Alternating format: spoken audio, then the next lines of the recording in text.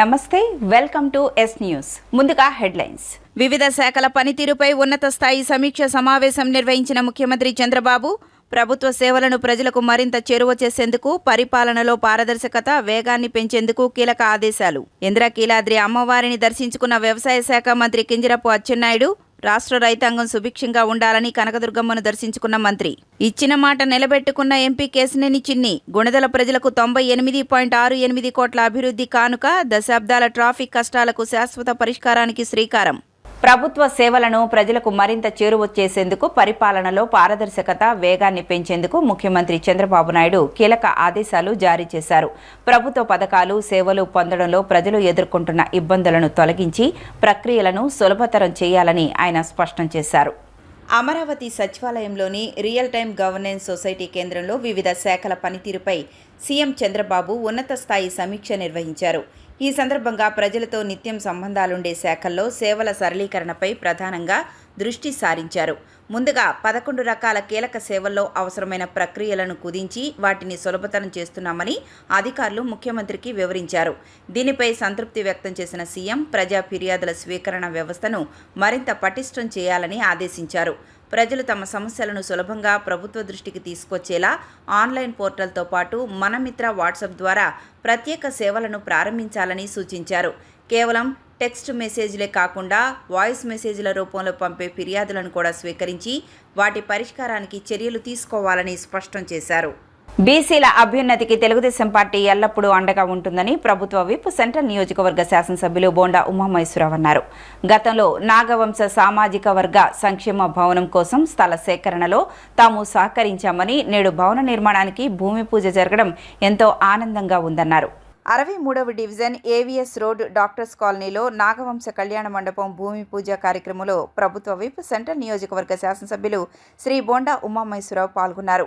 ఈ సందర్భంగా బోండా ఉమామహేశ్వరరావు మాట్లాడుతూ నాగవంశ కార్పొరేషన్ చైర్మన్ శ్రీ రమణారావు గారితో పాటు నాగవంశ సామాజిక వర్గ పెద్దలు, సోదర సోదరీమణులు పండుగ వాతావరణంలో ఈ కార్యక్రమాన్ని నిర్వహించడం అభినందనీయమని పేర్కొన్నారు. భవన నిర్మాణం పూర్తయ్యే వరకు నియోజకవర్గ ఎమ్మెల్యేగా తన పూర్తి సహకారం, అండదండలు ఎల్లప్పుడూ ఉంటాయని హామీ ఇచ్చారు. బీసీల ఆర్థిక, సామాజిక అభివృద్ధితో పాటు అన్ని వర్గాల సంక్షేమానికి కూటమి ప్రభుత్వం, తెలుగుదేశం పార్టీ కట్టుబడి పనిచేస్తుందని స్పష్టం చేశారు. ఎప్పుడు వెన్నుదన్నుగా ఉండే పార్టీ తెలుగుదేశం పార్టీ. గతంలో ఇక్కడ నాగవంశం సామాజిక వర్గం భవనం, వాళ్ళ సంక్షేమ భవనం, వాళ్ళ అసోసియేషన్ భవనం కట్టుకోవడానికి గతంలో స్థల సేకరణ చేసేయడం జరిగింది. ఆ స్థల సేకరణకు అప్పుడు మేమందరం కూడా సహకరించాం. అలాగే ఇప్పుడు భవనం నిర్మాణం చేపట్టారు. ఈరోజు నాగవంశం రాష్ట్ర కార్పొరేషన్ చైర్మన్ సోదరుడు ఎర్రబోతు రమణరావు, అలాగే మిగిలినటువంటి నాగవంశం సామాజిక వర్గ పెద్దలు, సోదరులు, సోదరీమణులు అందరూ కలిపి ఒక పండుగ వాతావరణంలో ఇప్పుడే శంకుస్థాపన చేసుకోవడం జరిగింది. నేను ఈ నియోజకవర్గ శాసనసభ్యుడిగా వాళ్ళకి స్పష్టమైనటువంటి హామీని ఇచ్చాం.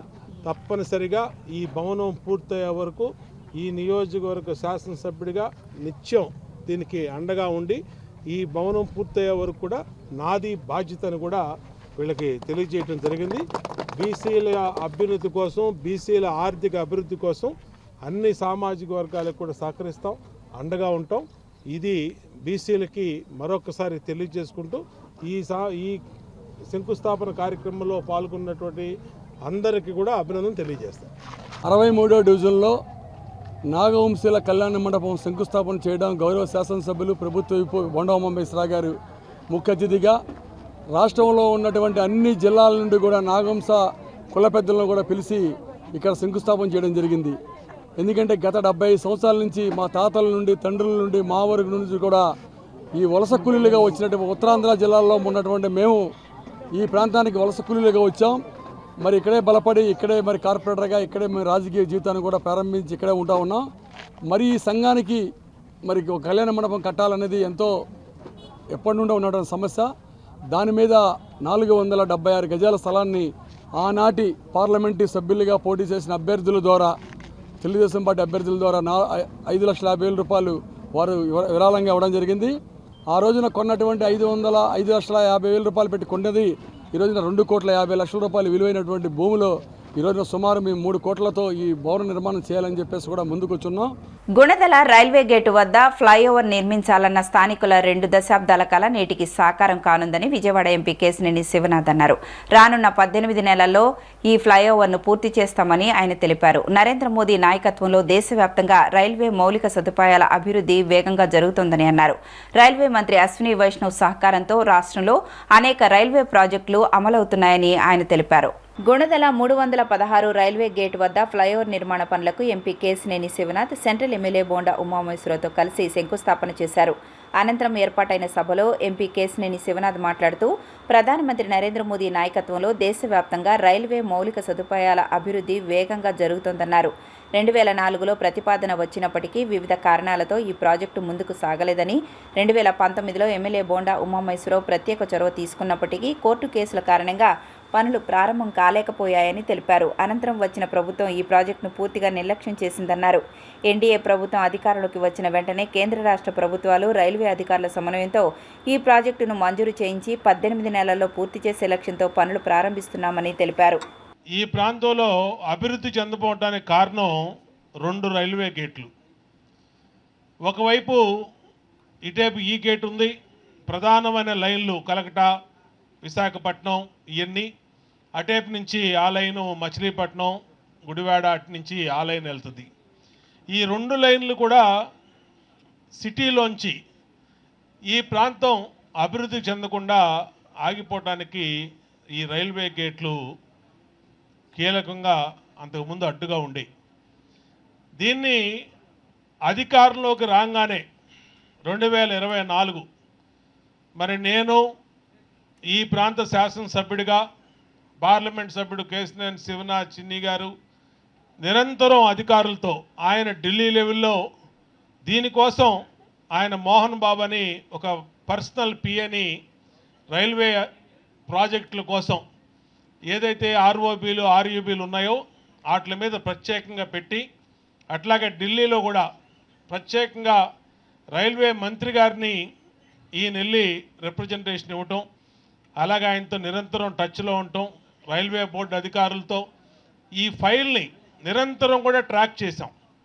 ఎక్కడ ఉంటే అక్కడికి వాళ్ళతో మాట్లాడి దీని అర్జెన్సీని తెలిపి దాన్ని క్లియర్ చేయమని రిక్వెస్ట్ చేయటం వల్ల ఈ 316 ఆర్ఓబి మరి వాళ్ళకి 24 నెలలు నిరంతర కృషి వల్ల అయిందని ఈ ప్రాంత వాసులందరికీ కూడా తెలియజేస్తా ఉన్నా.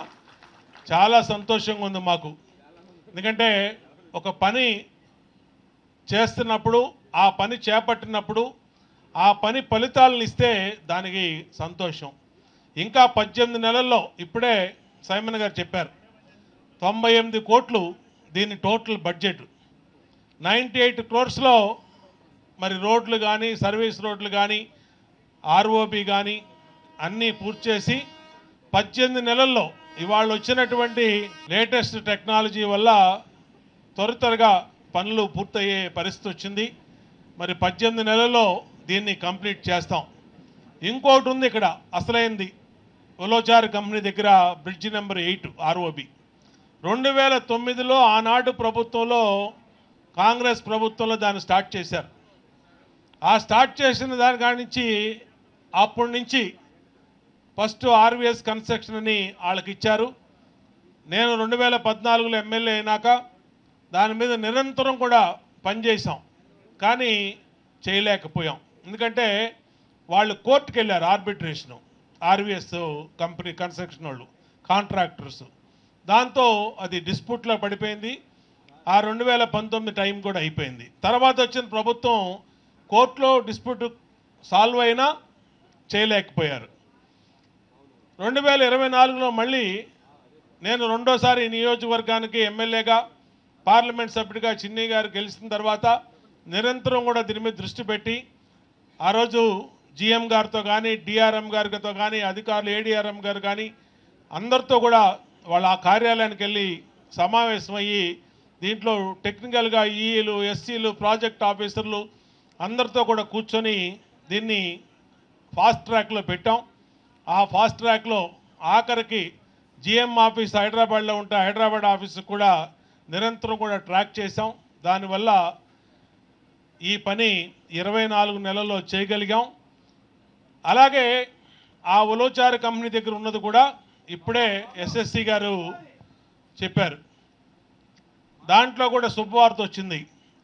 దాన్ని కూడా నిరంతరం ఇరిగేషన్ డిపార్ట్మెంట్ నుంచి క్లియరెన్స్లు కావాలంటే స్వయంగా శివనాథ్ గారు, నేను సిఎస్ గారితో, ఇప్పుడు ఏవైతే సిఎస్ గారు ఉన్నారో చీఫ్ సెక్రటరీ గారు సాయి ప్రసాద్ గారితో కూర్చొని మాట్లాడి పర్సనల్గా దీన్ని వేగవంతంగా అనుమతులు ఇవ్వాలి, చాలా అర్జెన్సీ ఉంది, అది ఎప్పటి నుంచో అది ఆగిపోయిందంటే దాన్ని వెంటనే సాయి ప్రసాద్ గారు కూడా కింద స్థాయి అధికారులతో, ఇరిగేషన్ అధికారులతో, రెవెన్యూ అధికారులతో అందరితో కూడా ఆయన ఇన్స్ట్రక్షన్స్ ఇవ్వటం వల్ల స్టేట్ గవర్నమెంట్ పాత్రలో ఉన్నటువంటి పనులన్నీ కూడా వేగవంతంగా క్లియరెన్స్లు వచ్చినాయి. ముఖ్యంగా సౌత్ కోస్ట్ రైల్వే జోన్ వచ్చిన సందర్భంగా ప్రారంభించుకోబోయే మొట్టమొదటి రైల్వే ఓవర్ బ్రిడ్జికి సహకరించిన రైల్వే అధికారులందరికీ కూడా చాలా ధన్యవాదాలు తెలియజేసుకుంటున్నాం.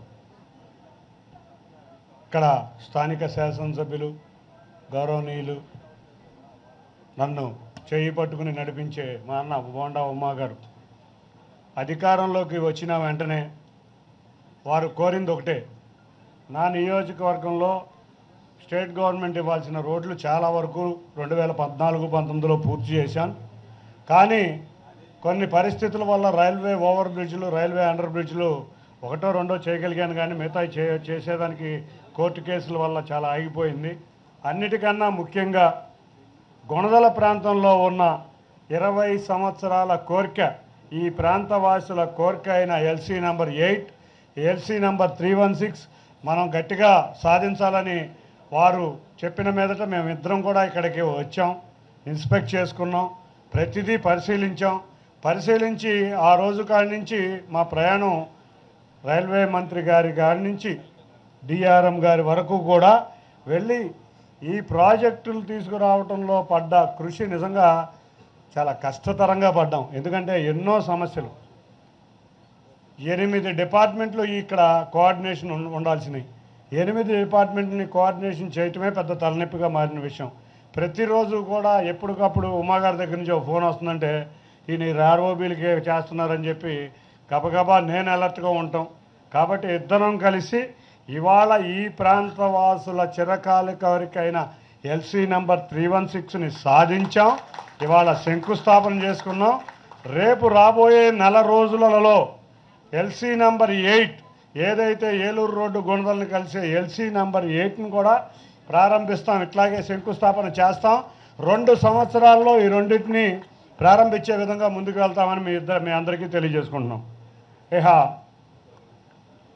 కేంద్ర ప్రభుత్వం నరేంద్ర మోడీ గారు ప్రధానమంత్రిగా నరేంద్ర మోడీ గారు బాధ్యతలు తీసుకున్న వెంటనే మన నిజ జ్యేష్ఠ పౌర్ణమిని పురస్కరించుకుని ఇంద్రకీలాద్రి ప్రదక్షిణ వైభవంగా నిర్వహించారు. శ్రీ దుర్గా మల్లేశ్వర స్వామి వారి దేవస్థానం ఆధ్వర్యంలో జరిగిన ఈ గిరి ప్రదక్షిణలో వందలాది మంది భక్తులు పాల్గొని ఆది దంపతులను సేవించారు. జగజ్జనని దుర్గామాత నామస్మరణతో ఇంద్రకీలాద్రి గిరులు ప్రతిధ్వనించాయి. జై దుర్గా జై నమః. సర్వస్వరూపే సర్వేశే సర్వశక్తి సమన్వితే భయేభ్యస్త్రాహినో దేవి దుర్గే దేవి నమోస్తుతే. అఖిలాండ కోటి బ్రహ్మాండ నాయకి ఆది మధ్యాంత స్వరూపిణి చతుర్దశ భువనాధీశ్వరి అయినటువంటి జగన్మాత దుర్గాదేవి ఆలయంలో ఆర్తజన సంరక్షణార్థం ప్రతి పూర్ణిమ నాడు కూడా గిరి ప్రదక్షిణ కార్యక్రమం అత్యంత వైభవపేతంగా జరుగుతున్నది. ఈ రోజున జ్యేష్ఠ శుద్ధ పూర్ణిమ, ఏరువాక పూర్ణిమ.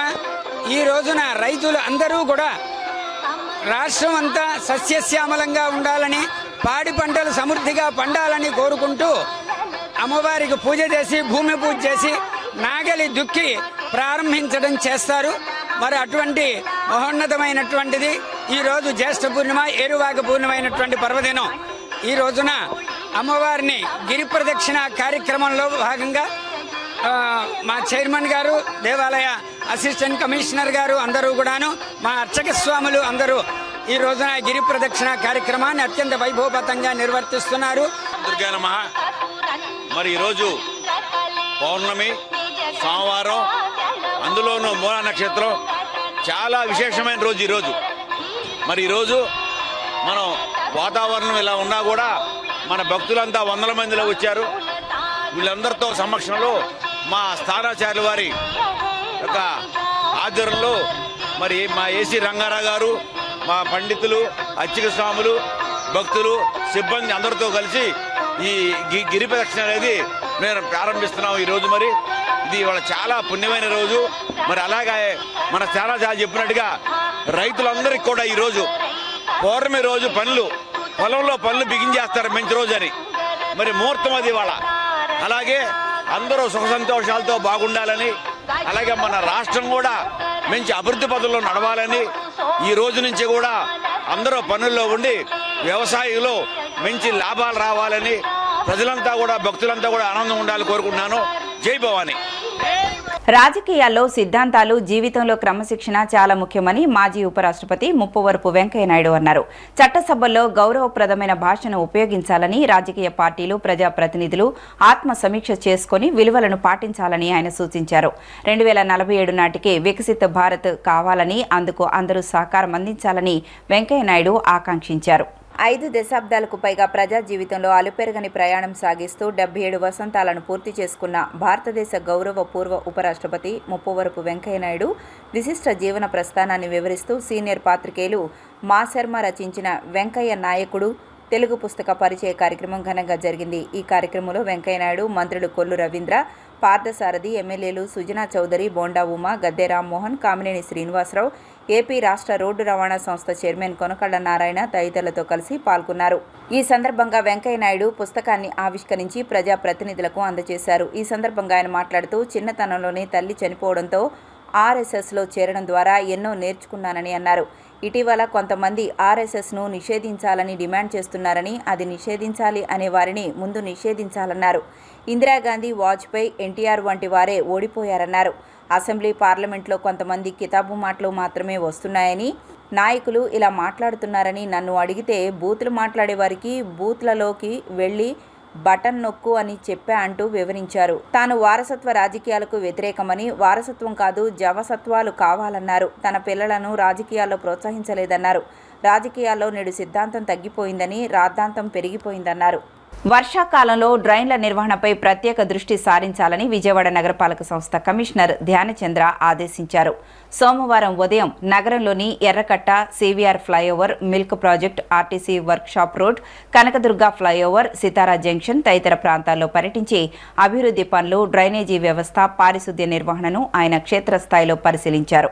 సివిఆర్ ఫ్లైఓవర్ కింద రహదారికి ఇరువైపులా ఉన్న ప్రధాన అవుట్ఫాల్ డ్రైన్లలో తేలియాడే వ్యర్థాలను తొలగించేందుకు నూతనంగా ఏర్పాటు చేసిన యంత్రాల పనితీరును పరిశీలించారు.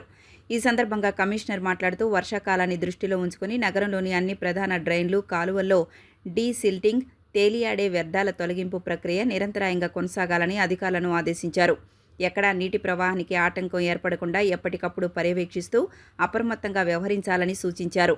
రహదారులపై వర్షపు నీరు నిల్వ ఉండకుండా డ్రైన్లలో నీటి ప్రవాహం సాఫీగా ఉండేలా చర్యలు తీసుకోవాలని తెలిపారు. రోటరీ క్లబ్స్ సమాజ సేవలో ముందంజలో ఉంటుందని రోటరీ ఇంటర్నేషనల్ డైరెక్టర్ రాజు సుబ్రహ్మణ్యన్ తెలిపారు.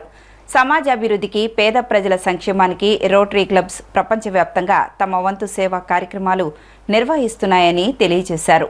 రోటరీ మిడ్ టౌన్ నూతన కార్యవర్గం మరిన్ని సేవా కార్యక్రమాలు నిర్వహించి ఆదర్శంగా నిలవాలని ఆయన పిలుపునిచ్చారు. బందర్ రోడ్ A+ కన్వెన్షన్ సెంటర్లో రోటరీ విజయవాడ మిడ్ టౌన్ నూతన కార్యవర్గ ప్రమాణ స్వీకార కార్యక్రమం ఘనంగా జరిగింది. ఈ కార్యక్రమానికి రోటరీ ఇంటర్నేషనల్ డైరెక్టర్ రాజు సుబ్రహ్మణ్యన్ ముఖ్య అతిథిగా విచ్చేసి క్లబ్ నూతన అధ్యక్షుడు వెంకట్ కేతిబోయిన, కార్యదర్శి త్రినాథ్ నండూరితో ప్రమాణ స్వీకార కార్యక్రమం నిర్వహించారు. అనంతరం ఆయన సభను ఉద్దేశించి మాట్లాడుతూ ప్రపంచవ్యాప్తంగా పోలియో నిర్మూలన కోసం రోటరీ క్లబ్స్ కోట్లాది రూపాయలు వెచ్చించడంతో పాటు పల్స్ పోలియో కేంద్రాలు ఏర్పాటు చేసి ప్రజల్లో విస్తృతంగా అవగాహన కల్పిస్తున్నట్లు తెలిపారు. రోటరీ అంటేనే సేవ అని, సేవా కార్యక్రమాలు చేపట్టడంలో రోటరీ క్లబ్స్ అందరికంటే ముందంజలో ఉంటుందని తెలిపారు. రోటరీ క్లబ్స్లో సభ్యత్వం కోసం చాలామంది పోటీ పడతారని, సేవ చేసే ప్రతి ఒక్కరికి రోటరీ క్లబ్స్ సహకారం అందిస్తాయని వివరించారు. పేద విద్యార్థులకు విద్యతో పాటు ఆరోగ్యంపై కూడా ఎంతో అవగాహన కల్పిస్తామని, వారికి ఆర్థిక సహకారం అందజేస్తూ ముందుకు సాగుతున్నట్లు తెలిపారు. మహిళా అభ్యున్నతికి కుట్టు మిషన్లు పంపిణీ చేస్తున్నామని పేర్కొన్నారు. రోటరీ విజయవాడ మిడ్ టౌన్ అధ్యక్షుడు కేతిబోయిన వెంకట్ తన పదవీ కాలంలో అనేక సేవా కార్యక్రమాలు నిర్వహించి అందరికీ ఆదర్శంగా నిలవాలని ఆయన పిలుపునిచ్చారు. అనంతరం రోటరీ విజయవాడ మిడ్ టౌన్ అధ్యక్షుడు కేతిబోయిన వెంకట్, కార్యదర్శి త్రినాథ్ నండూరి మాట్లాడుతూ క్లబ్ అధ్యక్షునిగా ప్రమాణ స్వీకారం చేసినందుకు సంతోషంగా ఉందని, తనతో పాటు క్లబ్ కార్యదర్శిగా త్రినాథ్ నండూరి ప్రమాణ స్వీకారం చేశారని చెప్పారు. క్లబ్లోని సభ్యులందరి సూచనలు సలహాలతో సేవా కార్యక్రమాలు నిర్వహిస్తామని, ఇతర క్లబ్బుల కంటే ధీటుగా సేవా కార్యక్రమాలు నిర్వహించేందుకు తమ వంతు కృషి చేస్తామని ఆయన పేర్కొన్నారు. Vijayawada Midtown is the largest club in the world. It has held this position for so long with so many members, and the amazing projects that they do is because of this large membership. Their contribution to society, the service that they do, the kind of service that touches lives of so many people, making a difference, makes this one of the most outstanding clubs, not just in 3020 but in the entire country. I think it's a privilege for all of us to be a part of this lovely club, and to me personally, I'm very happy to be here today, because it's not normal that you go to a club with more than 750 members and have a hall of more than 300-400 full. Normally it's just 100-150 in an installation. Rotary club of Vijayawada mid town 42వ president and board of directors installation సెరమనీకి మేము అందరినీ స్వాగతిస్తున్నాము. Rotary club of Vijayawada mid town వరల్డ్లో number 1 club. ఈ club ఒక fellowship మాత్రమే కాదు, అనేక సర్వీస్ యాక్టివిటీస్ చేస్తాం. అందులో దాదాపు ప్రతి సంవత్సరం 5 నుంచి 6 కోట్లతో చాలా యాక్టివిటీస్, అంటే టాయిలెట్స్ అవ్వచ్చు, పూర్ పీపుల్కి అవ్వచ్చు, ఫుడ్ అవ్వచ్చు, ఇలా ప్రతిదానికి చేస్తాం. దీంతోపాటు ఇండియాలో ఎక్కడ జరిగిన విధంగా ఫస్ట్ టైం మా దాంట్లో మిడ్ టౌన్ ప్రీమియర్ లీగ్ అని ఒక మంచి క్రికెట్ టోర్నమెంట్ జరుగుతుంది. దాంతోపాటు రోటరీ మీన్స్ బిజినెస్ అని క్లబ్ ఇన్ క్లబ్ కాన్సెప్ట్లో మీరు ఎవరైనా సరే బిజినెస్లో డెవలప్ అవ్వాలంటే ఇక్కడికి రావచ్చు. దీంతోపాటు ఎవరైనా పర్సనల్ లైఫ్లో ఒక లీడర్గా ఎదగాలి అని అంటే ఇది ఒక మంచి ప్లాట్ఫామ్.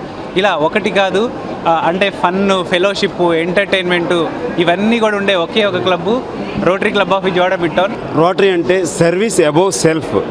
మన సెల్ఫ్ను వదిలేసి సొసైటీకి సర్వీస్ చేయడమే రోటరీ యొక్క ముఖ్య ఉద్దేశం.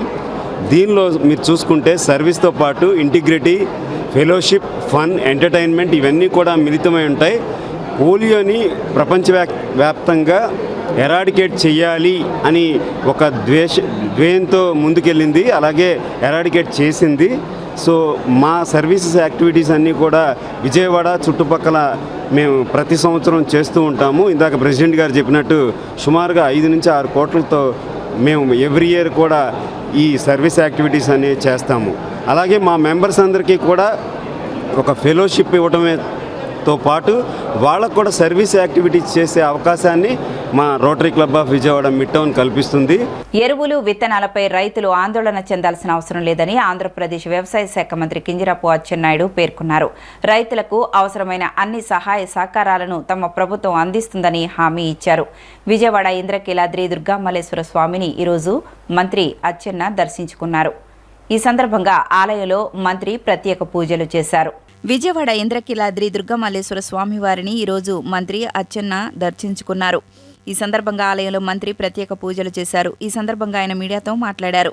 రాష్ట్ర రైతాంగం సుభిక్షంగా ఉండాలని కనకదుర్గమ్మను దర్శించుకున్నట్లు చెప్పుకొచ్చారు. పంటలు సమృద్ధిగా పండాలని, రైతులకు మంచి దిగుబడులు రావాలని ప్రత్యేక పూజలు చేసినట్లు తెలిపారు.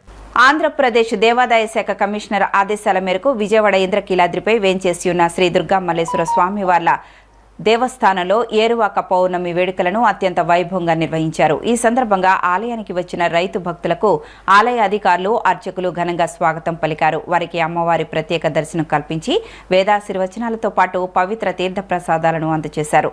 శ్రీ కనకదుర్గమ్మ వారి చల్లని ఆశీస్సులు ప్రజలందరిపై ఉండాలని, రాష్ట్రం సుభిక్షంగా ఉండాలని వారు ఆకాంక్షించారు. శ్రీ దుర్గామల్లేశ్వర స్వామివారి దేవస్థానం ఆధ్వర్యంలో గిరి ప్రదక్షిణ వైభవంగా జరిగింది. నిజ జ్యేష్ఠ పౌర్ణమిని పురస్కరించుకొని అందంగా అలంకరించిన దేవస్థాన ప్రచార రథంలో వేంచేసి ఉన్న గంగా, శ్రీగంగా భవానీ సమేత దుర్గా మల్లేశ్వర స్వామివార్లకు ఘాట్ రోడ్డు ప్రారంభంలో ఉన్న కామధేను అమ్మవారి ఆలయం వద్ద దేవస్థాన ఈవో సేనానాయక్ పూజలు నిర్వహించి గిరి ప్రదక్షిణకు అంకురార్పణ గావించారు. అనంతరం మేళతాళాలు, కోలాట నృత్యాలు, వేద పండితుల మంత్రోచ్చారణల నడుమ ఇంద్రకీలాద్రి ప్రదక్షిణ నిర్వహించారు. దేవస్థానం ఈవో సేనానాయక్ ఇంకా పాలక మండలి ప్రతినిధులు, వందలాది మంది భక్తులు గిరి ప్రదక్షిణలో పాల్గొన్నారు. ఘాట్ రోడ్డు నుంచి ప్రారంభమైన ఈ గిరి ప్రదక్షిణ Kommaripalem centre, Vidyadharapuram, Sitara centre, milk project, Chittinagar, Kothapeta మీదుగా తిరిగి ఇంద్రకీలాద్రి చేరింది. దేవస్థాన ప్రచార రథంలో కొలువు తీరిన ఆది దంపతులకు భక్తులు నీరాజనాలు సమర్పించారు. ఆధ్యాత్మిక వాతావరణంలో సాగిన ఈ గిరి ప్రదక్షిణలో భక్తులు విశేష సంఖ్యలో పాల్గొన్నారు. సత్యనారాయణపురం పోలీస్ స్టేషన్ పరిధిలో ఈ ఏడాది ఫిబ్రవరిలో జరిగిన నాగం మహేష్ మృతి కేవలం ఆత్మహత్యేనని, దానిని కొందరు మర్డర్గా దుష్ప్రచారం చేస్తున్నారని అతని భార్య సాయి దుర్గా భవానీ తిరుమలరాజు ఆరోపించారు. ఫిబ్రవరి 1న కూడా ప్రియాంక విషయమై గొడవ జరిగిందని, భర్త తనను కొట్టబోతే ఆత్మరక్షణ కోసం తాను తిరిగి కొట్టానని, అందుకే అతని ఒంటిపై గాయాలు ఉన్నాయని వివరించారు. సత్యనారాయణపురం పోలీస్ స్టేషన్ పరిధిలో ఈ ఏడాది ఫిబ్రవరిలో జరిగిన నాగం మహేష్ మృతి కేవలం ఆత్మహత్యేనని, దానిని కొందరు మర్డర్గా దుష్ప్రచారం చేస్తున్నారని అతని భార్య సాయి దుర్గా భవానీ తిరుమలరాజు ఆరోపించారు. తమది ప్రేమ వివాహమని, అయితే తన భర్త ప్రియాంక అనే మహిళతో వివాహేతర సంబంధం పెట్టుకోవడంతో తమ మధ్య నిత్యం గొడవలు జరిగేవని తెలిపారు. ఫిబ్రవరి 1న కూడా ప్రియాంక విషయమై గొడవ జరిగిందని, భర్త తనను కొట్టబోతే ఆత్మరక్షణ కోసం తాను తిరిగి కొట్టానని, అందుకే అతని ఒంటిపై గాయాలు ఉన్నాయని వివరించారు. ఆ తర్వాత తాను పోలీస్ స్టేషన్కు వెళ్లి వచ్చేసరికి భర్త ఆత్మహత్య చేసుకున్నాడని, పోస్టుమార్టం రిపోర్ట్లోనూ ఉరివేసుకోవడం వల్లే చనిపోయినట్లు స్పష్టంగా ఉందన్నారు. తనకు ఎలాంటి అక్రమ సంబంధాలు లేవని, భర్త చేసే ఇంటీరియర్ డిజైనింగ్ పని వల్లే కారులో సుత్తి ఉందని ఆమె స్పష్టం చేశారు. భర్త నడిపిన చిట్టీల వ్యవహారంలో వాళ్ళక్క జోక్యం చేసుకుని ఆస్తి గొడవల కోసమే తనపై కావాలని తప్పుడు ప్రచారం చేస్తుందని భార్య దుర్గా భవానీ ఆవేదన వ్యక్తం చేశారు. నా పేరు సాయి దుర్గా భవానీ తిరుమలరాజు. గత ఫిబ్రవరి నెల నుంచి యూట్యూబ్లో, ఇన్స్టాగ్రామ్ ఇన్ఫ్లుయెన్సెస్లో జరుగుతున్న నాగమహేష్ కేసులో నాగమహేష్ వైఫ్ని నేనే. నాగమహేష్కి నాకు 2023 నుంచి రిలేషన్షిప్ ప్రాబ్లమ్స్ ఉన్నాయి. తనకు అక్రమ సంబంధం ఉంది. ఆ అమ్మాయిని సింగినగర్లో 2023 నుంచి కాపురం పెట్టాడు. గత 4 ఏళ్ళుగా మా ఇద్దరి మధ్య గొడవలు జరుగుతూనే ఉన్నాయి. 498 కేసు పెట్టాను. తను కొట్టినప్పుడల్లా ప్రతిసారి పిఎస్కి వెళ్ళి కంప్లైంట్ ఇస్తూనే ఉన్నాను. ఆ కంప్లైంట్ లెటర్స్ మొత్తం నా దగ్గర ఉన్నాయి. ఇప్పుడు నా హస్బెండ్ ఆ అమ్మాయి తను ఎవరితో సంబంధం పెట్టుకున్నాడో ఆ అమ్మాయి వేరే పెళ్లి చేసుకుని వెళ్ళిపోయిన కారణంగా డిప్రెషన్కి గురయ్యాడు. గత 2 నెలలుగా డిప్రెషన్లోనే ఉంటున్నాడు. తర్వాత పెళ్లి చేసుకున్న అమ్మాయిని కూడా వెళ్ళి తీసుకొని వచ్చాడు. ఆ ప్రూఫ్స్ కూడా నా దగ్గర ఉన్నాయి. ఆ అమ్మాయి మళ్ళీ వెళ్ళిపోయింది 1 మంత్ తింటూ ఉండి. ఆ డిప్రెషన్ కారణంగా నన్ను హెరాస్ చేస్తూ కొడుతున్నాడు. చనిపోయే ముందు రోజు కూడా మా ఇద్దరికి చాలా పెద్ద గొడవైంది. నన్ను గట్టిగా గొంతు పిసికేసి చంపైపోయాడు. ఆ క్రమంలో మా ఇద్దరికి ఘర్షణలాట జరిగింది. నేను తన మీద మూతి మీద కొట్టాను ఫోన్తో. నన్ను నేను కాపాడుకునే ప్రయత్నంలో మాత్రమే. తర్వాత నేను మా ఇంటికి వచ్చేసాను, స్టేషన్కి వెళ్ళాను. కానీ నెక్స్ట్ డే పొద్దున వెళ్ళి చూస్తే హ్యాంగ్ చేసుకుని ఉన్నాడు. వాళ్ళ అక్కకి, వాళ్ళ చెల్లికి అందరికీ చెప్పాను. కానీ వాళ్ళు నేను చంపానని చెప్పి ఒక ఎలిగేషన్ వేసి, మర్డర్ చేసిందని చెప్పి అన్ని న్యూస్ ఛానల్స్కి ఎక్కి, ఇన్స్టాగ్రామ్ ఇన్ఫ్లుయెన్సర్స్కి అందరికి ఎక్కి నేను అక్రమ సంబంధం పెట్టుకొని వాళ్ళ తమ్ముడిని చంపేసిన ఎలిగేషన్ వేశారు. కానీ నాకు ఏ అక్రమ సంబంధము లేదు, ఏది లేదు. ఎవరు ఎంక్వైరీ చేసుకున్నా అన్ని ఎంక్వైరీకి నేను సపోర్ట్ చేస్తాను. నా దగ్గర తన అఫైర్స్ గురించి అన్నీ నా దగ్గర ప్రూఫ్ ఉన్నాయి. నేను న్యాయ పోరాటం చేస్తున్నాను. ఎందుకంటే ఒక ఆడపిల్ల క్యారెక్టర్ మీద క్యారెక్టర్ అసోసియేషన్ చేస్తున్నారు. ఇప్పుడు నేను నా పిల్లలు చాలా ఇబ్బంది పడుతున్నాం. వాళ్ళు ప్రతి మీడియా ఛానల్కి వెళ్ళడం, అక్రమ సంబంధం పెట్టుకుంది, చంపేసింది. అక్రమ సంబంధం ఉంటే చూపించండి, ప్రూవ్ చేయండి. పెట్టుకున్నది వాళ్ళ తమ్ముడు, నా హస్బెండ్ పెట్టుకున్నాడు. నన్ను నా పిల్లల్ని రోడ్డు మీద లాగే చనిపోయాడు సూసైడ్ చేసుకుని, వేరే అమ్మాయి కారణం వల్ల. ఇప్పుడు నన్ను నా పిల్లల్ని రోడ్డు మీదకి రాగి నా క్యారెక్టర్ అసోసియేషన్ చేస్తున్నారు. అందుకే నేను ఇప్పుడు న్యాయ పోరాటం నేను చేస్తున్నాను. నాకు నా పిల్లలకి న్యాయం జరగాలని. నా దగ్గర పోస్ట్మార్టం రిపోర్ట్ ఉంది. నేను కేసు పెట్టిన 498 రిపోర్ట్స్ ఉన్నాయి, అన్నీ ఉన్నాయి. తను కొట్టినవి పోస్ట్మార్టంలో తను హ్యాంగ్ చేసుకున్నాడని వచ్చింది సార్. చిన్న చిన్న దెబ్బలు మా ఇద్దరి మధ్య. నేను ఆల్రెడీ స్టేట్మెంట్లో చెప్పిన ఘర్షణ దెబ్బలే ఉన్నాయి. సుత్తితో కొట్టేసి చంపేసి నేను చేయలా. సుత్తితో కొట్టే పోస్ట్మార్టంలో చాలా క్లియర్గా సుత్తితో కొట్టారని వస్తుంది. అదంతా వాళ్ళు వేసిన ఫేక్ ఎలిగేషన్. భారతదేశంలో పూర్తి స్థాయి BTL టెక్నాలజీలో అందుబాటులో గల అక్కినేని హాస్పిటల్స్ నందు అతి క్లిష్టమైన ప్రధాన రోబోటిక్ శస్త్రచికిత్స విజయవంతంగా పూర్తయిందని Akkineni hospitals managing director doctor Akkineni Mani అన్నారు. అక్కినేని మల్టీ స్పెషాలిటీస్ హాస్పిటల్ నిపుణుల వైద్య బృందం అత్యాధునిక రోబోటిక్ సాంకేతిక పరిజ్ఞానాన్ని ఉపయోగించి ఈ ప్రక్రియను విజయవంతంగా పూర్తి చేసిందని, ఈ విజయం అత్యాధునిక రోబోటిక్ శస్త్రచికిత్స పద్ధతుల ద్వారా అధునాతన, సురక్షితమైన మరియు రోగి కేంద్రీకృత ఆరోగ్య సంరక్షణ సేవలను అందించడంలో అక్కినేని హాస్పిటల్స్ యొక్క నిబద్ధతను ప్రతిబింబిస్తుందని చెప్పారు. అతి క్లిష్టమైన ప్రధాన రోబోటిక్ శస్త్రచికిత్స విజయవంతమైన సందర్భంగా భారతదేశంలోని పూర్తిస్థాయి బీటీఎల్ టెక్నాలజీలు అందుబాటులో గల అక్కినేని మల్టీ స్పెషాలిటీ హాస్పిటల్స్ వైద్య నిపుణులు మీడియా సమావేశం నిర్వహించారు. ఈ సందర్భంగా వారు మాట్లాడుతూ అక్కినేని మల్టీ స్పెషాలిటీ హాస్పిటల్స్ 52 సంవత్సరాల వయసు గల ఎస్ లక్ష్మి అనే రోగికి అధునాతన రోబోటిక్ సాక్రోకోల్పోపెక్సీ శస్త్రచికిత్సను విజయవంతంగా నిర్వహించిందని, ఇటువంటి అతి క్లిష్టమైన శస్త్రచికిత్సను విజయవంతంగా నిర్వహించడం ఆనందంగా ఉందన్నారు. అక్కినేని మల్టీ స్పెషాలిటీస్ హాస్పిటల్ నిపుణుల వైద్య బృందం అత్యాధునిక రోబోటిక్ సాంకేతిక పరిజ్ఞానాన్ని ఉపయోగించి ఈ ప్రక్రియను విజయవంతంగా పూర్తి చేసిందని, ప్రస్తుతం అధునాతన రోబోటిక్ సాక్రోకోల్పోపెక్సీ శస్త్రచికిత్స చేయించుకున్న రోగి చక్కగా కోలుకున్నారని అన్నారు. మరియు చికిత్స ఫలితంతో సంతోషంగా ఉన్నారన్నారు. ఈ విజయం అత్యాధునిక రోబోటిక్ శస్త్రచికిత్స పద్ధతుల ద్వారా అధునాతన, సురక్షితమైన మరియు రోగి కేంద్రీకృత ఆరోగ్య సంరక్షణ సేవలను అందించడంలో అక్కినేని హాస్పిటల్స్ యొక్క నిబద్ధతను ప్రతిబింబిస్తుందని చెప్పారు. Doctor Mani Akkineni, MD and founding member of Akkineni hospitals అండి. ఇది మొదలుపెట్టిన ఆలోచన మా వారు పోయినాక నేను ఇక్కడే ఉందామని డిసైడ్ అయినాక బాగా నీడ్ ఉన్న ఫీల్డ్ ఏది మెడిసిన్లు అని ఆలోచించి ఉమెన్స్ హెల్త్ కేర్ కొంచెం బిహైండ్ ఉన్నారు. వాళ్ళు చాలా ప్రాబ్లం వస్తే కానీ డాక్టర్ల దగ్గరికి వెళ్ళట్లేదు. మాకు అమెరికాలోనేమో ప్రతి ఇయర్కి ఒకసారి తప్పకుండా చూపించుకోవాలని బాగా వాళ్ళని చెప్పి అలవాటు చేసాము. ఇక్కడ వాళ్ళకి కూడా అది అలవాటు అవ్వాలి, దానివల్ల హెల్త్ ఇంప్రూవ్ అవుతుంది. అక్కడ అమెరికాలో క్యాన్సర్ ఆఫ్ ద సర్విక్స్ అనేది, అంటే గర్భసంచిక ముఖద్వారాన్ని సర్విక్స్ అంటారు. దాని క్యాన్సర్ ఇక్కడ second leading cause of death అయితే అక్కడ ఎలిమినేట్ చేసేసాం, 0 చేసాం అమెరికాలో. రెగ్యులర్ ప్యాప్స్మియర్స్, హెచ్పివి వ్యాక్సిన్ వల్ల. అది ఇక్కడ ఈ 2 చేంజ్ చేసుకోవచ్చు, చేయటం లేదు. వాళ్ళు రావట్లేదు డాక్టర్ల దగ్గరికి, డాక్టర్లు ప్రమోట్ చేయటం లేదు. దానివల్ల అవి కావాలని చెప్పి ఉమెన్స్ హాస్పిటల్ అని మొదలుపెట్టింది. జనరల్ హాస్పిటల్, తర్వాత అడ్వాన్స్డ్ గైనకాలజీ కూడా చేయాలని రోబో కూడా యాడ్ చేయటం అయింది. ఇప్పుడు మెయిన్గా ఈరోజు మాట్లాడేది ఏంటంటే, మొన్నే మేము ఒక పేషెంట్కి, ఆవిడికి 6-7 ఏళ్ళ నాడు హిస్టరెక్టమీ అయిపోయింది. గర్భసంచి కిందకి జారిపోయి బయటకు వచ్చేస్తుందని హిస్టరెక్టమీ చేశారు. దాని తర్వాత కొంచెం రోజులు ఏమన్నా పైకి ఉందేమో, తర్వాత యోని అంతా బయటకు వచ్చేయటం మొదలైంది. ఇప్పుడు మేము మొన్న చూసేటప్పటికి యోని శాంతం బయటకు వచ్చేసి యోనంతా బయటకు ఉంది. అది కరెక్ట్ చేయాలంటే చాలా కాంప్లికేటెడ్ ప్రొసీజరు. ఎందుకంటే అది కింద ఉన్న మజిల్స్ అన్నీ వీక్ అయిపోవటం, వెజైనా డ్రై అయిపోయి దానికి కొల్లాజన్, ఎలాస్టిన్ టిష్యూ లేకపోవటం, అండ్ ఆల్సో పైన యోని పై భాగాన్ని తీసుకెళ్ళి బాగా పైకి తీసుకెళ్ళి కుడితే అది అక్కడ ఉంటుంది.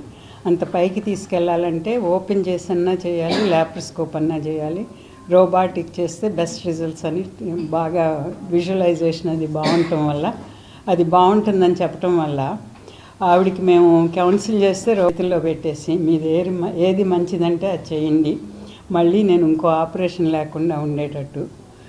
అంటే ఒక్కోసారి ఆవిడ 52 ఏళ్ళే, ఎలా ఉంటుంది సెక్స్ లైఫ్ అనే దానికి కూడా నేను ఇప్పుడు యాక్టివ్గానే కొంచెం చేస్తున్నాం, కానీ అది లేకపోయినా కూడా నాకు ఇది రాకుండా ఉండాలి మళ్ళీ అనే అంత స్టేజ్కి వెళ్ళిపోయారు. 51 అంటే కొంచెం చిన్న ఏజ్ అని నాకు అది వద్దంటాం అనేది. ఇక కష్టమైతే మళ్ళీ వస్తుంది, ఇంకో సర్జరీ లేకుండా చేయండి అని వచ్చారు. ఆవిడికి మేము రోబాటిక్ సర్జరీ ద్వారా సాక్రోకోల్పోపెక్సీ అంటాం దాన్ని. అంటే యోని పై దాన్ని సేక్రం బోన్కి తీసుకెళ్ళి మెష్ ద్వారా అతికించడం అనేది చేయాలి. అది చాలా టఫ్, ఎందుకంటే సేక్రం దగ్గర చాలా బ్లడ్ వెసల్స్, నర్వ్ ప్లెక్సెసెస్ ఉంటాము. ఈ దారి యోని పైనుంచి సేక్రం దాకా తీసుకెళ్ళాలంటే దారంతా ఎక్కడ వెసల్కి ఏం అవ్వకుండా, నర్వ్కి ఏం అవ్వకుండా పైకి తీసుకెళ్ళాలి. అది మళ్ళీ అంత పెరిటోనియంతో కవర్ చేయకపోతే దానికి ఇరిటేషను, ఎక్స్పల్షను అలాంటివి చాలా ఉంటాయి. చాలా డెలికేట్గా జాగ్రత్తగా చేయాల్సిన ఆపరేషను. ఈరోజు విజయవాడ నగరంలో Akkineni multi speciality and robotic హాస్పిటల్లో ఒక అత్యాధునికమైన ఆపరేషన్ జరగటం అనేది మన అమరావతికే ఒక గొప్ప ఖ్యాతి. ఇక్కడ ఈ హాస్పిటల్ని ప్రారంభించిన వ్యవస్థాపకులు డాక్టర్ అక్కినేని మణి, వారి హస్బెండ్, వారి భర్త అక్కినేని సుదర్శన్ రావు గారి జ్ఞాపకార్థం అమెరికాలో అత్యాధునిక వైద్య సదుపాయాలు మహిళలకు ఏ విధంగా అందుబాటులో ఉన్నాయో వారు సుమారుగా 45 సంవత్సరాల పాటు చికాగోలో ఒక ప్రముఖ స్త్రీ వ్యాధి నిపుణురాలుగా ప్రజల యొక్క తెల్లవారు భారతీయులు అన్ని జాతుల వారికి సేవలు అందించి నా జన్మభూమిలో అటువంటి సేవలతో పాటు వైద్య సదుపాయాలు, మౌలిక సదుపాయాలు కల్పించాలనే సంకల్పంతో అమెరికాలో ఎటువంటి స్త్రీ వ్యాధులకు సంబంధించిన హాస్పిటల్ ఉంటుందో అది నిర్మాణం చేసి కేవలం స్త్రీలకి ఎందుకు పరిమితం చేయాలి, మగవారిని ఎందుకు వదలాలి, పిల్లల్ని ఎందుకు వదలాలని దాన్ని మల్టీ స్పెషాలిటీ హాస్పిటల్గా రూపాంతరం చెందించి తదుపరి ఈరోజు ఎవరు చూసినా కూడా రోబాటిక్ అంటున్నారు. మనం రోబాటిక్ హాస్పిటల్ ఎందుకు పెట్టకూడదని దీంట్లో రోబాటిక్లు కూడా ప్రవేశపెట్టి, రోబాటిక్ మామూలుది కాదు, సుమారుగా ఒక్క రోబాటిక్ పరికరమే 6 కోట్ల రూపాయలు ఉంటుంది. రోబాటిక్ కొనగానే సరిపోలేదు, దాన్ని ఉపయోగించటం. ఇప్పటి వరకు గర్భసంచి తీసేస్తున్నారు. గర్భసంచి తీసేసిన తర్వాత అక్కడ యోని ఉంటుంది. యోనిని ఎవరు ఏం చేయరు, గర్భసంచి మాత్రం తీస్తారు. ఇక్కడ ఒక రోగి 51 సంవత్సరాలు, గర్భసంచి తీసేశారు. ఆ మిగిలిన యోని కిందకి జారిపోయింది. కిందకి జారిపోవడం వల్ల వచ్చిన ఇబ్బంది ఏంటంటే దాంపత్య జీవితానికి అవరోధం ఏర్పడటం, తర్వాత మూత్ర విసర్జన సమయంలో ఇబ్బంది కలగటం, ఎవరికీ చెప్పుకోలేని పరిస్థితి. ఎక్కడికి వెళ్ళినా కూడా ఏదో ఆపరేషన్ చేస్తాం, ఈ ఆపరేషన్ చేస్తానన్న తరుణంలో అక్కినేని ఈ రోబోటిక్ హాస్పిటల్లో రోబోట్ ఉంది, దాంతో బాగా చేస్తారని తెలుసుకుని వచ్చిన తర్వాత మేడం గారు మొట్టమొదటిగా దీనికి అక్కడ ఉండే కండరాల బలహీనత ఉంది. కింద మలద్వారము చుట్టూ యోని చుట్టూ ఉండే కండరాలు బలహీనత ఉంటే ఆ కండరాల బలహీనత పోగొట్టడానికి ప్రత్యేక యంత్ర పరికరాలను వినియోగించి వాటి ద్వారా ముందు కండరాల పటుత్వాన్ని పెంచి తదుపరి రోబోటిక్ ఆపరేషన్ చేయటం జరిగింది. ఈ రోబోటిక్ ఆపరేషన్లో ఏదైతే యోని కిందకి జారిపోయిందో ఆ జారిపోయిన యోనిని పైకి సరిచేసి దాన్ని తీసుకువెళ్ళి మనం తోక ఎముక అంటాం, వెన్నుపూస ఆఖరి భాగం తోకలాగా ఉంటుంది, ఆ ఎముకకి అతికించటం చాలా క్లిష్టమైన ఆపరేషన్. ఆ క్లిష్టమైన ఆపరేషన్ చేసే సమయంలో సన్నటి నరాలు, రక్తనాళాలు కూడా దెబ్బతినే అవకాశం ఉంది. రక్తనాళాలకి ఏం కాకుండా సున్నితమైన నరాలకు ఎటువంటి ఇబ్బంది లేకుండా, డ్యామేజ్ జరగకుండా ఆపరేషన్ చేసి ఈరోజు విజయవంతంగా ఇది నిర్వహించడం జరిగింది. నాకు తెలిసినంత వరకు ఆంధ్రప్రదేశ్ రాష్ట్రంలో ఇలాంటి శస్త్రచికిత్స రోబోటిక్ని ఉపయోగించి ఈ యొక్క యోనిని సరిచేసి మళ్ళీ యథాతథ స్థితికి పెట్టడం అనేది మొట్టమొదటిసారిగా భావిస్తున్నాను. ఇది మెయిన్ ఈ రోబోటిక్ సర్జరీస్లో నేను ఇప్పటికి ఒక 500 సర్జరీస్కి అనస్థీషియా ఇచ్చున్నాను. నా పరిజ్ఞానంలో, నా అవగాహనలో, అండర్స్టాండింగ్లో రోబోటిక్ అనస్థీషియా ఎందుకు రోబోటిక్ పరంగా ఎందుకు చేయాలి అనస్థీషియా పరంగా అంటే ఇది మనం మెయిన్ డే కేర్గా చేయొచ్చండి. ఈ రోబోటిక్ అనస్థీషియా, రోబోటిక్ సర్జరీస్ పేషెంట్స్కి ఇమీడియట్గా అదే రోజున మనము వారిని మొబిలైజ్ చేస్తాము, వారిని లేపి తిప్పుతాము. పెయిన్ చాలా తక్కువ, మినిమల్ పెయిన్, అసలు ఆల్మోస్ట్ 99% నొప్పి ఉండదు. And they can carry their life, they can mobilize and they can rehabilitate very early. Rehabilitation చాలా తొందరగా ఉంటుంది. వారు తొందరగా బయటికి లేచి తిరుగుతాము, వారి పని వారు చేసుకుంటాం. ఆపరేషన్ పేషెంట్ అనే ఫీలింగ్ వాళ్ళకి ఉండదండి. దాని main advantage of robotic case నా అనస్థీషియా పరంగా నేను చెప్తున్నాను. So this is a wonderful revolutionary surgery, revolutionary part of the surgical. Thank you. So నేను 10 years back laparoscopy and robotics 2 train అయి ఉన్నాను. అండ్ 10 years నుంచి అన్ని రకాల లాప్రోస్కోపిక్ సర్జరీస్ చేస్తూ ఉన్నాను. బట్ ఈ సాక్రోకాల్పోపెక్సీ అంటే గర్భసంచి తీసేసిన తర్వాత ఏదైతే వెజనల్ వాల్ట్ ఉంటుందో అది కిందకి జారిపోతుంది అనమాట. అంటే మనం ఎక్కువ బరువులు అలాంటివి చేసినప్పుడు, లేకపోతే పెల్విక్ మజిల్స్ వీక్గా ఉన్నప్పుడు ఏంటంటే హిస్టెక్టమీ అయిన తర్వాత కూడా ఒక్కొక్కసారి గర్భసంచి జారిందని సర్జరీ చేస్తారు, కానీ మళ్ళీ హిస్టెక్టమీ అయ్యాక కూడా ఆ వాల్ట్, ఆ స్ట్రెంగ్త్ లేక, పెల్విక్ మజిల్స్ స్ట్రెంగ్త్ లేక అది మళ్ళీ జారిపోతుంది. సో దీనికి చేసే సర్జరీనే సాక్రోకాల్పోపెక్సీ అని అంటాం. సో యూజువల్గా ఇది ఓపెన్లోనూ చేసాము, ల్యాప్లోనూ చేసాము. బట్ రోబోటిక్స్ ఎందుకు చూస్ చేసుకున్నాం అంటే లైక్ ల్యాప్రోస్కోపీకి రోబోటిక్స్కి డిఫరెన్స్ కొన్ని సర్జరీస్లో, అంటే రోబోటిక్స్లో ఏంటంటే మనం 2 చిన్న ఎండోస్కోపిక్ సర్జరీస్ అంటే 2 చిన్న హోల్ నుంచి చేస్తాం, కానీ ల్యాబ్కి రోబోటిక్స్కి డిఫరెన్స్ ఏంటంటే రోబోటిక్స్లో మనకి ల్యాబ్ కంటే 10 to 15 times మోర్ మ్యాగ్నిఫికేషన్ ఉంటుంది అనమాట. అంటే మనం చాలా దగ్గరగా వెళ్ళి డిసెక్షన్ చాలా ప్రాపర్గా చేసుకుంటూ బ్లడ్ వెజల్స్ కానీ నర్వ్స్కి కానీ ఇంజరీ లేకుండా, బ్లడ్ లాస్ చాలా తక్కువగా కంపేర్ టు ల్యాబ్. ఎందుకంటే మనం 15 times మోర్ మ్యాగ్నిఫికేషన్లో చూస్తాం కాబట్టి సర్జరీ చాలా ప్రిసైజ్గా ఉంటుంది. సో ఎస్పెషల్లీ రోబోటిక్స్ ఎలాంటి వాటిలో యూస్ఫుల్ అంటే ఇలాంటి కాంప్లికేటెడ్ సర్జరీస్ అంటే సింపుల్ హిస్టెక్టమీస్, సింపుల్ ఓవేరియన్ సిస్ట్లు అవన్నీ మనం ల్యాబ్లో కూడా ఫినిష్ చేయొచ్చు. బట్ ఈవెన్ సింపుల్ సర్జరీస్ కూడా రోబోటిక్స్లో చేస్తే ఇంకా better precision, we can do better performance అనమాట. సో ఈ పర్టికులర్ సాక్రోకాల్పోపెక్సీ ఏంటంటే ఇది చాలా రేర్గా చేస్తుంటాము and it is a difficult procedure where మనం చాలా డీప్గా పెల్విస్లోకి వెళ్ళి దాని పెరిటోనియల్ని డిసెక్ట్ చేసుకొని చేయాలి కాబట్టి. సో మేడం మేము డిస్కస్ చేసుకుని మేడం సూపర్విజన్లో, ఎందుకంటే అసలు రోబోటిక్స్ని ఏపీలో ఆల్రెడీ 6 months బ్యాకే మీరు ఇన్స్టాల్ చేశాము. సో రోబోటిక్స్ అనేది ఏపీలో వెరీ ఫ్యూ సెంటర్స్లో ఉన్నది. సో మేడం ఇచ్చిన opportunity under madam supervision. So ఈ కేస్కి సాక్రోకాల్పోపెక్సీ చేసాం రోబోటిక్స్లో, బికాజ్ రోబోటిక్స్లో ఈవెన్ ప్రెసిషన్ బాగుంటుంది, మ్యాగ్నిఫికేషన్ బాగుంటుంది, బ్లడ్ లాస్ తక్కువగా ఉంటుంది. అండ్ వన్ మోర్ డిఫరెన్స్ ఏంటంటే ల్యాబ్లో ఒక్కొక్కసారి మనం డిఫికల్ట్ అయినప్పుడు ఓపెన్ చేయాల్సి వస్తుంది.